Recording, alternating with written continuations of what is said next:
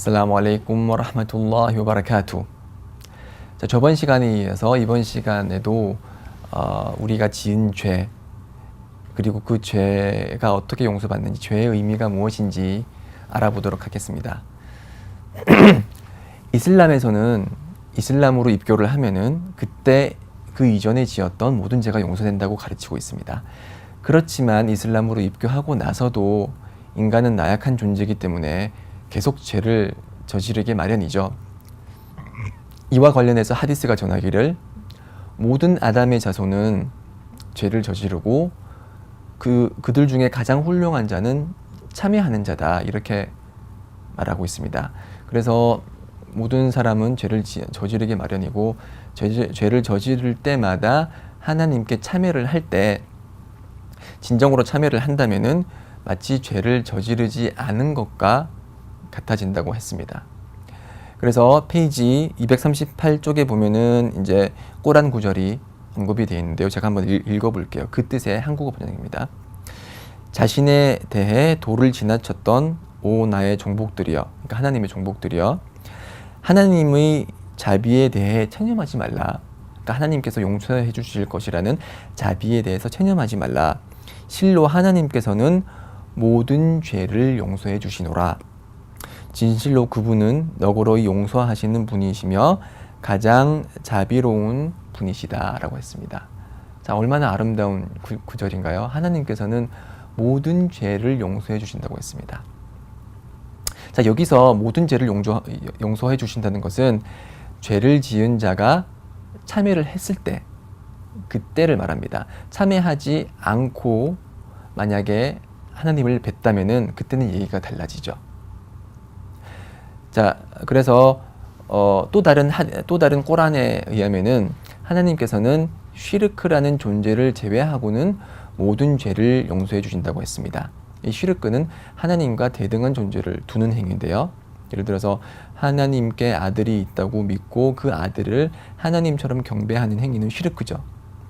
그리고 부다라는 사람이 하나님과 같은 권능을 가지고 그가 복을 빌어주고 아들, 딸들이 수능시험을 잘 보게 해줄 것이다 라고 생각하면서 비는 행위, 그런 것도 시르크입니다. 자, 그런 시르크를 저지른 사람들은 그런 시르크에 관해서 하나님께서는 용서해 주시지 않을 것이라고 했습니다. 자, 근데 첫 번째 꼬란 구절에는 모든 죄를 용서한다고 하셨는데 왜 두 번째 꼬란 구절에서는 시르크는 예외가 된다고 할까요?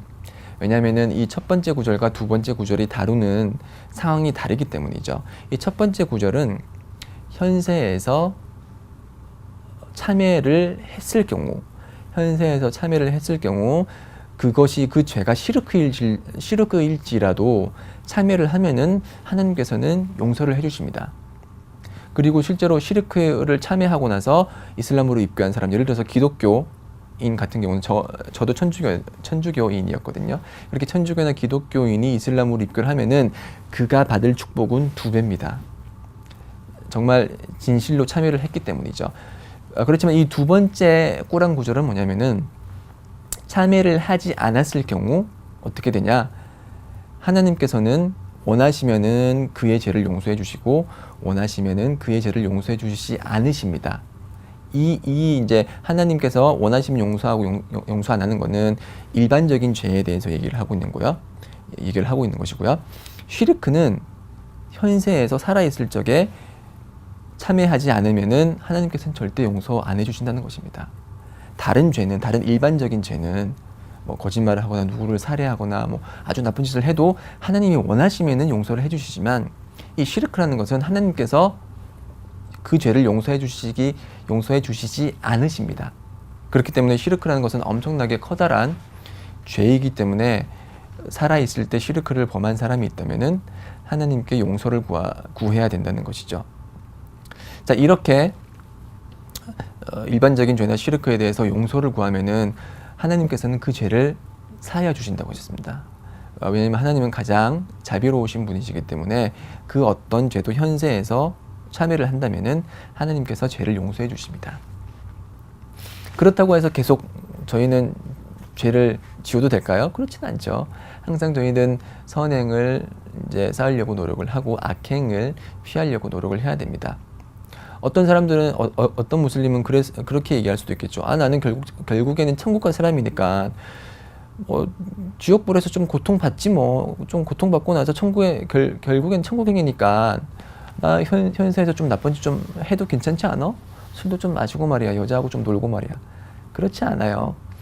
왜냐면은 첫 번째로 그 현세에서 지은 현세의 향락을 위해서 몇 분, 몇 초간의 몇 시간의 향락을 위해서 그가 받을 내세에서의 지옥불의 고통이라는 건 엄청나거든요. 그래서 지옥에서 받을 가장 수준이 낮은 고통은 뭐냐면은 그 뜨겁게 달아오른 벌겋게 달아오른 숯불 위에 맨발로 그 숯불 위에 올라타는 거예요. 근데 그 올라탔는데 그게 얼마나 뜨거웠냐면은 그 뜨거움 때문에 뇌가 끓어오르는 그런 고통이거든요. 자, 그런 고통이 있음을 알매도 불구하고 그 몇 시간 동안의 행복을 위해서 그렇게 커다란 고통을 감수하겠다고요? 감수 못해요. 자, 지금 집에 계시다면은 옆에 있는 가스레인지에 불을 켜보세요. 그리고 그 불 위에다가 자기 손가락 하나를 30초만 대보세요. 30초만. 견딜 수 있으세요? 못 견딥니다. 내세에서 받을 벌은 그 현세에서의 불의 뜨거움보다 훨씬 더 커다란 뜨거움이에요. 그것도 30초가 아니고 수백 년, 수만 년, 수억 년이에요. 자, 그런 고통을 감내하면서까지 현세에서 향락을 즐긴다? 죄를 짓는다? 그거는 정말 무모한 짓이죠. 그리고 두 번째로 더 위험한 거는 뭐냐면 이렇게 죄를 계속 짓잖아요. 계속 지으면은 마음이 굳어지고 닫혀져서 결국에는 불신으로 이어질 수가 있습니다. 자, 나는 무슬림이니까 천국에 들어가니까 나쁜 짓 해도 돼. 그렇게 계속 나쁜 짓 하잖아요. 그럼 결국에는 죽기 전에 불신자로 배교하는 경우가 생깁니다. 실제로 제가 그 얘기를 들었어요. 배교하는 사람의 얘기를 들었어요. 한 이집트 남자가 한국에 돈을 벌러 왔어요. 그렇지만 직장을 구하지 못해서 힘들었고 그걸 본 한국 기독교인들이 그를 도와줬어요. 경제적으로 도와줬죠. 그래서 경제적으로 계속 도움을 받다가 이제 선교가 들어오고 그래서 결국은 그 사람은 나도 이제 기독교로 입교를 해서 도움을 더 많이 받아야겠다라고 해서 사람들 앞에서 기독교인 앞에서 파티장에서 그 사람들 앞에서 입교를 했어요. 그리고 어떻게 됐죠? 그 다음날 죽었어요. 정말로 죽었어요. 이게 한국에서 일어난 실화입니다. 자, 그 사람이 살면서 지은 그런 죄 때문에 결국에는 자신이 무슬림으로 죽을 거라고 그때는 생각을 했겠죠. 그렇지만 결국에는 그 사람은 기독교로 개종을 했고 기독교인으로서 죽음을 맞이한 것입니다. 그렇기 때문에 저희들은 항상 악행을 멀리하고 선행을 계속 쌓음으로써 저희들의 믿음을 굳건히 해야 됩니다. 제가 몇 번씩이나 말씀드렸지만 이슬람에서 제시하는 공식은 신앙은 선행을 통해서 증가하고 악행을 통해서 감소한다 했습니다. 그래서 저희가 선행을 많이 쌓고 부모님께 효도하고 예배 열심히 드리고 희사금 많이 내고 사람들을 정직하게 대하고 훌륭한 말로써 사람들을 기쁘게 하고 이런 것을 통해서 신앙을 쌓음으로써 저희들은 불지옥으로부터 계속 멀리 떨어지는 거예요. 그렇지만 그렇지 않고 나는 천국 갈 거야. 나는 무슬림이기 때문에 천국 가. 그래서 악행을 계속 쌓으면은 신앙은 감소하게 되고 신앙이 계속 감소하게 되면 결국에는 불신으로 떨어질 수가 있는 것입니다. 그렇기 때문에 여러분들 항상 악행을 피하시고 악행을 쌓을 때마다 참회하십시오. 하나님께 용서를 구하십시오.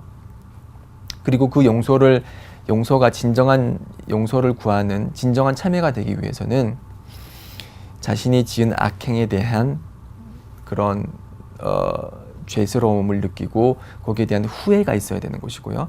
후회가 있어야 되기 때문에 다시는 그러한 동일한 죄를 반복하지 않겠다는 굳은 결심, 그리고 결국에는 그러한 동일한 악행을 하지 않는 모습을 보일 때만 진정으로 참회를 했다고 할 수가 있고요. 그렇지 않고 후회하는 마음도 없이 기존에 저질렀던 동일한 행위를 반복한다면은 그 사람의 행위, 참회는 진정한 참회가 될 수가 없겠죠. 그렇게 되면 하나님께서 그의 죄를 용서 안 해줄 수도 있고요. 그렇게 됨으로써 내세에서 지옥불에서 거주하게 되는 고통을 받게 될 수도 있습니다. 자, 여러분들은 지금 입교를 하셨기 때문에 백지장처럼 그렇게 깨끗한 마음을 가지게 되는 것이고, 하디스에 의하면은 저희들이 죄를 지음으로써 거기에 검은 점이 생긴다고 해요. 검은 점이 생기고 결국에 검은 점이 많아져 가지고 이제 검은색이 돼버리면, 검은색 종이로 바뀌면은 그때 마음은 굳어지게 돼요. 그래서 그 굳어진 마음은 마치 이 컵을 뒤로 이렇게 컵의 앞쪽을 지면으로 놓았다고 해봐요. 그러면은 그 위에 물을 놓으면은 그 물을 컵이 받을 수 있을까요? 못 받죠. 마찬가지로 마음이 이런 닫혀버린 상태에 있으면은 선행을 아무리 집어넣으려고 해도 마음이 그것을 받아들이지 않아요. 마치 엎어놓은 컵이 물을 받을 수 없는 것처럼 이 엎어진 마음은 선행을 받아들이려고 하지를 않아요.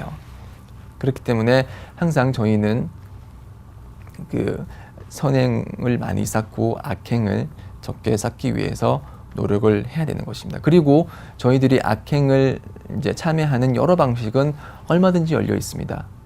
어떤 종교처럼 누구를 통해서 누구의 이름으로 반드시 참여를 해야지 참여가 성립된다는 것이 아니고요. 저희들은 하나님과 곧바로 연결되어 있어요. 하나님께 직접적으로 참여를 구하는 것이고, 그분께서 진정으로 저희가 참여를 하면은 모든 죄를 용서해 주신다는 것입니다. 자, 지금 여기까지가 제가 알아본 죄에 대한 이슬람의 관점이었습니다. 자, 다음에는 이제 그 입교하고 나서 어떻게 청결 상태를 유지하느냐, 수난ul 피트라에 대해서 알아보도록 하겠습니다. 아마 다음 강의가 마지막 강의가 될 것 같은데요. 마지막 강의까지 잘 들어주시길 바랍니다. 살라무 알레이쿰 와 라흐마투ல்லா히 와 바라카투.